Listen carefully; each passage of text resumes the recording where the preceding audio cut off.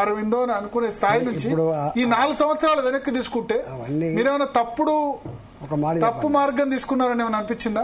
ఏం తప్పుడు మార్గం ఉండదు. రాజకీయాలు అన్నప్పుడు ఇవన్నీ ఎత్తుపలాలు ఉంటాయి. ఇట్లా కరువు ఇట్లా చక్కగా ఉండదు, గుర్తుపెట్టుకోండి. కరువు ఎప్పుడు కూడా కిందికి మీదకి ఉంటుంది. ఒకటి. రెండవది ఏంటంటే గెలుపు అనేక తప్పులు కప్పిపుస్తుంది, ఓటమి అనేక తప్పులు ఎత్తి చూపుతుంది. నేను 7 సార్లు గెలిచిన, ఎప్పుడు రివ్యూ లేదు. గెలిచినాం, ఒక్కసారి ఓడిపోయినాం, ఆలోచించుకున్నాం. డెఫినెట్గా వేర్ వీఆర్, వాట్ వీఆర్ ఆలోచించుకున్నాం. ఆ ఓటమి మళ్ళీ పురోగమించడానికి పనికి వస్తుందని చెప్పి అనుకుంటున్నాం. డెఫినెట్గా కేసీఆర్ మీద గజ్వేల్లో పోటీ చేయడం తప్ప అని అట్లా అనుకుంటున్నాను. ఎందుకు తప్పు? నాకు కసి తీరింది. ఓడిపోతామా గెలుతామా కాదు, నాకు కసి ఉంది కాబట్టి కసి కోసం పోటీ చేసిన. నేను గెలుతానా ఓడుతానా తర్వాత విషయం. అంటే కసి ఎట్లా తిరిగింది? ఆయనే గెలిచారు కదా. గెలితే కానీ పోటీ చేసిన కదా నేను. ఓకే, పోటీ చేసి గజ్వేల్ లాంటి ప్రాంతంలో ఆయన పెద్ద మొత్తం సామ్రాజ్యంలో ఆయన కొన్ని వేల కోట్ల రూపాయలు పెట్టి ప్రాజెక్టులు కట్టి, కొన్ని వేల కోట్ల రూపాయలు పెట్టి రోడ్లు వేసి కేసీఆర్కి ఎదురులేని జాగల 70,000 ఓట్లు వచ్చినాయి. 67,000 ఓట్లు 70,000 ఓట్లు వచ్చినాయండి. పట్టిగా పోయి ఆడ నామినేషన్ వేసి కొద్ది రోజులు ప్రచారం చేస్తే నాకు వచ్చిన ఓట్లు 70,000 తక్కువ వచ్చినాయా? కానీ మీ హుజురాబాద్ లో ఓడిపోయినారు కదా. పోయినా ఆదరించిన హుజురాబాద్ 20 సంవత్సరాల పాటు వాళ్ళకు ఎక్కడో కోపం వచ్చింది. వాళ్ళకు మావాడు ఇంత కష్టకాలంలో గెలిపిస్తే మమ్మల్ని వదిలిపెట్టిపోతాడు అని చెప్పి తప్పుడు ప్రచారం చేసి కేసీఆర్ అన్ని ప్లానాలు వేసిండు. సక్సెస్ అయింది ఆయన. కేసీఆర్ అంటూ దాంట్లో సక్సెస్ అయిండు. కానీ మళ్ళీ ఇప్పుడు హుజురాబాద్ దూరం వచ్చారు కదా మల్కాజ్గిరి పార్లమెంటు.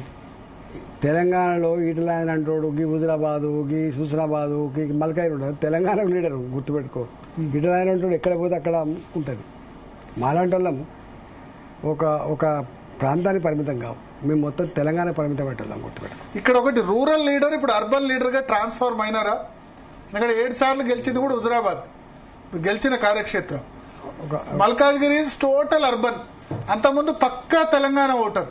ఇక్కడ మీకు ఆంధ్ర ఓటర్ ఉంటాడు. ఈటల రాజేందర్ అంటే తెలంగాణలో ప్రతి పల్లె తెలుసు. పల్లెల మనుషులు కూడా మీరు గుర్తుపడతారు. సర్పంచ్లైనా, ఎంపీటీసీలైనా, ఏ పార్టీ అయినా, బీజేపీ, కాంగ్రెస్, బీఆర్ఎస్.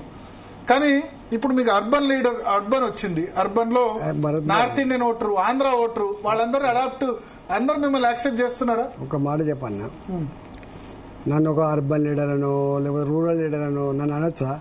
అంటే నేను చదువుకుందంతా హైదరాబాద్ లో. నా స్కూల్ అప్పటి నుంచి హైదరాబాద్ చదువుకున్నా, గుర్తుపెట్టుకో. నేను 10 ఏళ్ళు ఇక్కడ ప్రభుత్వ హాస్టల్లో ఉండి స్కాలర్షిప్ తో చదువుకున్నాను అని చెప్పి 100 సార్లు చెప్పినాం. ఓ 10 ఏళ్ళు చాలా యాక్టివ్ విద్యార్థి ఉద్యమాల్లో ఉన్నాను. నేను చదువుకున్నారని తెలియదు చాలా మందికి. 10 సంవత్సరాలు ఉన్నాయి ఇక్కడ. నేను ఇక్కడ తిరగని గల్లీ ఉండదు హైదరాబాద్ లో. 10 ఏళ్ళు ఉన్నాను నేను మొత్తం ఉద్యమాలు. నాది Keshava high school. Keshava school అంటే మీరు మరి కేశవ అంటే రైట్ బ్యాక్గ్రౌండ్. అది యాక్చువల్లీ సంఘ సమితి స్కూల్ రైట్ బ్యాక్గ్రౌండ్ అయినా హాస్టల్లో ఉన్నప్పుడు ఆకలి కేకల మీద అప్పుడు పోరాటం చేయాల్సి వచ్చింది కాబట్టి ఉద్యమాల బాట పట్టాలి. అట్లా నేను ఆలయ కాలేజ్ చదువుకున్నాను, సైబర్ సైన్స్ కాలేజ్ చదువుకున్నాను. నేను నా బ్యాక్గ్రౌండ్ ఉంది ఇక్కడ. రెండు బ్యాక్గ్రౌండ్ ఉన్నాయి, ఇటు రైట్ ఇటు లెఫ్ట్. పీడిఎస్ అంటే లెఫ్ట్, కేశవ్ మెమోరియల్ స్కూల్ అంటే రైట్ కదా. ఒకటి. రెండవది ఏంటంటే భరత్ గారు, నేను రూరల్ ఉన్నా. నేను తెలంగాణ ఉద్యమ బిడ్డగా తిరగని ప్రాంతం ఉందా? తిరగని జిల్లా ఉంటుందా చెప్పండి? తిరగని ఊరు ఉంటుందా? అందుకనే మమ్మల్ని అర్బనా రూరల్ మంత్రిగా పనిచేస్తుంది. అర్బన్ అంటే ఏదో తెలుసు, రూరల్ అంటే ఏదో తెలుసు. అందువల్ల మాలాంటి వాళ్ళకు అన్ని ప్రాంతాల మీద, అన్ని వర్గాల మీద, అన్ని సమస్యల మీద సంపూర్ణమైన అవగాహన లేకపోవచ్చు, కానీ 90% అవగాహన అయితే ఉంటుంది. సో ట్రాన్స్ఫార్మ్ అయ్యారా అక్కడి నుంచి ఇక్కడికి? ట్రాన్స్ఫార్మ్ అయింది అసలు. అంటే అక్కడ సమస్యలు వేరు, ఇక్కడ సమస్యలు వేరు. అన్ని బాధలు ఒకటే. పేదల బాధలు అంతా ఒకటే ఉంటాయి. గదే పెన్షన్ బాధ, గదే ఇంటి లేని బాధ, గదే ఇళ్ల జాగా బాధ, గదే చదువుకున్న పిల్లలకు ఉద్యోగం లేని బాధ, ఉపాధి బాధ, పేదరికం బాధ. కాకపోతే ఒక బాధ అనిపించే అంశం ఏంటంటే గ్రామీణ ప్రాంతాల్లో ఉన్నటువంటి పేదరికానికంటే కూడా అర్బన్ ప్రాంతంలో పేదరికం చాలా డేంజరస్ ఉంటుంది. ఇంకా కనీసం అక్కడ పేదరికం ఉన్న గుడిసెల్లో ఉన్నా కూడా మంచి నీళ్ళు దొరుకుతాయి, మంచి గాలి దొరుకుతుంది, సీజన్లో మంచి పళ్ళు దొరుకుతాయి. కానీ అర్బన్లో ఉండే పేదలకు మంచి గాలి దొరకదు, మంచి నీళ్లు దొరకవు, మంచి వాతావరణం కూడా ఉండదు. ఓకే. ఏదో అట్లా చిన్న చిన్న కూలి చేసుకొని బతారు, కానీ చాలా బ్యాడ్ ఉంటుంది. చాలా మురికి కూపాలాగా ఉంటాయి, ఓకే. చాలా బ్యాడ్ షేప్లో ఉంటాయి. మనం ఇట్లా ఇట్లా ముక్కు మూసుకొని పోవాల్సి వస్తుంది కొన్నిసార్లు. ఇంత హైటెక్ యుగంలో, ఇంత జీనోమ్, ఇంత ఇంత పెద్ద లక్షల కోట్ల రూపాయల బడ్జెట్ ఉన్న యుగంలో ఇవాళ కూడా మీరు రహమతాలు తిరుగుతూ ఉంటే దుఃఖం వస్తుంది. అసలు ఎట్లా బతుంది ప్రజలని ఒక్కొక్కసారి. అందువల్ల సమస్యలు అక్కడైనా ఇక్కడైనా ఉంటాయి. ఒక కాలర్ ఉన్నారు, నరేందర్ బెంగళూరు నుంచి. నరేందర్ బెంగళూరు నుంచి. నరేందర్ అడగండి. నరేందర్ గారు అడగండి. సార్ నమస్తే సార్. నమస్తే సార్ ఈటల రాజేంద్ర గారు సార్. నమస్తే సార్. నమస్కారం సార్ బెంగళూరు నుంచి మాట్లాడుతున్నాను. చెప్పు సార్, మీరు మంచి పాలన ఉంటే మీరు ఓకే. బీజేపీకి వచ్చారు. బీజేపీలో సీఎం పోస్ట్ కి మీరు ఉంటారనేది మేము ఆశిస్తున్నాం సార్. ఓకే. మీరు ఎక్కడ కన్నడిగానా? బెంగళూరులో సెటిల్ అయిన కన్నడిగానా? తెలంగాణ? పక్కా కన్నడిగా సార్. పక్కా కన్నడిగా. పక్కా కన్నడిగా. నా పేరు నరేంద్ర బాబు రెడ్డి అని చెప్పేసి. ఓకే. కానీ నేను ఈటల రాజేంద్ర గారిని న్యూస్ ఎప్పుడో చూస్తా ఉంటాను. ఓకే.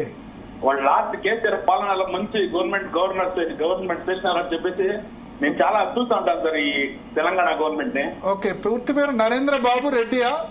ఎస్ సార్, నరేంద్ర బాబు రెడ్డి సార్. ఓకే. అంటే ఇక్కడ అనంతపురం కర్నూలు అటు నుంచి ఏమైనా వలస వెళ్ళారా? ఓకే. అవును సార్, అక్కడి నుంచి బెంగళూరు వెళ్ళిన వాళ్ళు ఒక 6-7 శతమానాలు వెనుక అని చెప్తారు. ఓకే. బట్ నేను ఐటల్ ఫ్యాన్ సార్, నిజంగా చెప్తాను. ఓకే. తెలంగాణలో బీజేపీ గవర్నమెంట్ నెక్స్ట్ సీఎం కావాలని మా ఆశ సార్. ఓకే. ఓకే. అంటే వాళ్ళకి కేసీఆర్ చాలా ప్రాబ్లం పెట్టారు అని చెప్పేసి నేను చూసినాను. ఓకే. వాళ్ళు పాపం వాళ్ళు సోలిండారు సార్ వాళ్ళు. ఓకే. వాళ్ళు ఇప్పుడు మల్కాజ్గిరి అనే సిటీలో ఇప్పుడు ఎంపీ అనేది చాలా ఖుషి అవుతుంది సార్. ఓకే. ఓకే. వాళ్ళు సెంట్రల్ గవర్నమెంట్ లో, మోదీ గవర్నమెంట్ లో ఏమన్నా ఇప్పుడు ఇచ్చా కాదు సార్. పోస్ట్ ఏమన్నా ఇస్తే ఇంకా బాగుంటుంది అని చెప్పి మా ఆశ sir. Okay. Thank you Narendra bhai. పాపం చాలా యోచన చేశారు సార్ వాళ్ళు ఫోన్లో. ఓకే. ఓకే. వాళ్ళు ఫ్యాన్స్ గా చెప్తున్నాను సార్ బెంగళూరు నుంచి. Thank you Narendra Bhai. Sir మిమ్మల్ని వచ్చే మీట్ చేయాలనుకుంటున్నాను సార్. వస్తా బెంగళూరు వచ్చిన. తెలంగాణ, నేను ఆంధ్ర, నార్త్ ఇండియన్ అన్నాను. మీకు బెంగళూరులో కూడా ఫ్యాన్స్ ఉన్నారు. ఆయన టీవీలోనే చూసారట మిమ్మల్ని. నేను ఒక మాట చెప్పన్నా, తెలుగు అర్థమైన వాళ్ళు ప్రపంచంలో ఎక్కడున్నా గుర్తుపడతారు. నాట్ ఓన్లీ ఇన్ కర్ణాటక, వాళ్ళు అమెరికాలో ఉండని, వాళ్ళు దుబాయ్లో ఉండని, వాళ్ళు యూరోప్లో ఉండని, వాళ్ళు అస్సాంలో ఉండని, వాళ్ళు అరుణాచల్ ప్రదేశ్ ఉండని గుర్తుపట్టుకో. పెళ్లిలోకి పోతే సెల్ఫీలు బాగా దిగుతారు ఎక్కడ? అట్లా జనరల్గా మేము మాది 25 ఏళ్ళు. మేమేం భూ కబ్జా చేసిన చరిత్రలు మాకు లేవు, మేము అక్రమంగా సంపాదించిన చరిత్రలు మాకు లేవు, మేము బ్లాక్మెయిల్ చేసే చరిత్రలు మాకు లేవు. ఇవాళ రాజకీయాల్లో కొన్ని కావాలి, ఇప్పుడు మీరు అంటారు కదా ఇట్లా కావాలి కదా అట్లా కావాలి కదా, అట్లా లేకపోవచ్చు, కానీ ప్రజల ప్రేమను మాత్రం సంపూర్ణంగా సంపాదించుకున్నామనేటువంటి గర్వం మాత్రం ఉంటుంది. అదే భారతీయ జనతా పార్టీలో ఉండి రైట్ వింగ్ సంబంధించిన నేపథ్యం లేకపోవడం మైనసా ఈటల రాజేందర్కు? ఇవన్నీ నాకు తెలియని పొలిటికల్ లీడర్ బాయ్ సార్. ఇప్పుడు రాజకీయ పార్టీలు ఎప్పుడు కూడా గీట్రా ఏముంటుంది, ప్రజల ఆశీర్వాదం పొంది గెలవడం ఉంటుంది. ప్రజలకిచ్చిన హామీ, పార్టీ ఇచ్చిన హామీ మేనిఫెస్టో అవుతుందో దాన్ని అమలు చేయడం ఉంటుంది తప్ప ఇవన్నీ ఉండవు. గవర్నమెంట్ అంటూ ఒకసారి వచ్చిన తర్వాత government only for Christians, government only for Muslims, government only for Hindus ఇట్లా ఉండదు. ప్రధానమంత్రి, దేశ ప్రధానమంత్రి, అందరి ప్రధానమంత్రి. Government for all, government not for. కొంతమంది అంటారు ఈటలకు ఎప్పటికైనా బీజేపీ అధ్యక్ష పదవి అన్నది అవుట్ సైడర్కి ఇవ్వరు, వేరే పార్టీ నుంచి వచ్చిన వాళ్ళకి భారతీయ జనతా పార్టీ నేపథ్యం, సంఘ నేపథ్యం, ఈ నేపథ్యం ఖచ్చితంగా ఉండాలి. టాప్ పోస్టు రాదు, పార్టీ అధ్యక్ష పదవి రాదు. ఇక వాళ్ళ గురించి కామెంట్ ఏం చేస్తా తెలియదు. మొన్న ఆశించారు కదా, మొన్న రాకపోవడం నిరాశ. నేను ఎప్పుడు నాకు స్టేట్మెంట్ ఇచ్చిందా, ఇప్పుడు అడిగినా గంత అక్కేం లేదు నాకు. ఇప్పుడు నేనేం తక్కువ చేసినా భరత్ గారు, నేను 2 సార్లు ఉద్యమ సందర్భంలో పార్టీకి ఫ్లో లీడర్ చేసిన. నేను ఉద్యమ సందర్భంలో కొత్త రాష్ట్రంలో ఆర్థిక మంత్రి చేసిన, కొత్త రాష్ట్రంలో కరోనా కష్టకాలంలో హెల్త్ మినిస్టర్ చేసిన. ఇంతకంటే జీవితం ధన్యమైంది ఉంటుందా చెప్పండి? పదవులేం కొత్త కాదు. అయినా రెండవది ఏంటంటే పదవులు మమకారం ఎవరికి ఉంటుంది?